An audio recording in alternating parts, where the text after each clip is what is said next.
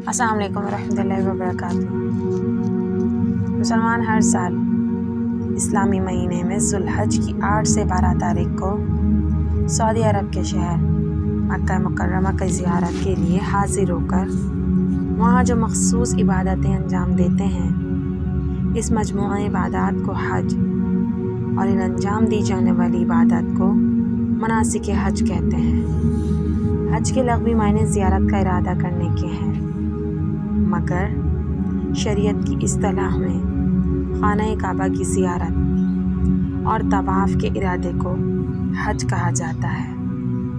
حج خالصتاً اللہ پاک کے لیے سفر کرنا ہے، اپنا وقت اور اپنا مال خرچ کر کے اللہ کے گھر پہنچنا ہے، جہاں اللہ پاک کے خاص بندوں نے اللہ پاک کی رضا پر سر تسلیم خم کر دیا اور دنیا کا نفع و نقصان نہیں دیکھا، تو اللہ پاک نے ان مقامات کو اپنی نشانیاں بنا لیا۔ حج ہر مسلمان پر زندگی میں ایک بار فرض ہے۔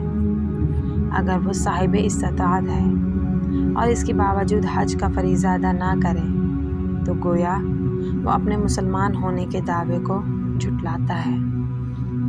خانہ کعبہ جس کی زیارت کو بابرکت اور ضروری قرار دیا گیا ہے، یہ دنیا کی سب سے بڑی عمارت ہے جو حضرت آدم علیہ السلام نے عبادت کے لیے بنائی تھی، جو طوفان نوح میں ڈوب کر آنکھوں سے اوجھل ہو گئی تھی اور جسے ریت نے ڈھانپ لیا تھا۔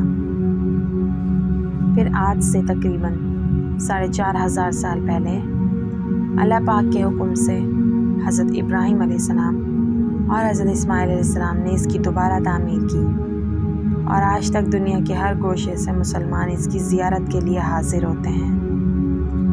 اگر آپ کو حج کی سعادت نصیب ہو رہی ہو تو یہ آپ پر اللہ کا بہت بڑا کرم ہے، اس پر آپ جتنا بھی شکر بجا لائیں وہ کم ہے۔ حج اور عمرہ کرنے والے لوگ اللہ پاک کے مہمان ہیں، وہ اللہ سے جو دعا کریں تو وہ قبول کرتا ہے، اور اگر وہ بخشش طلب کریں تو وہ ان کے گناہوں کو بخش دیتا ہے۔ حج اور عمرہ پیسوں سے نہیں بلکہ نصیب سے ہوتا ہے۔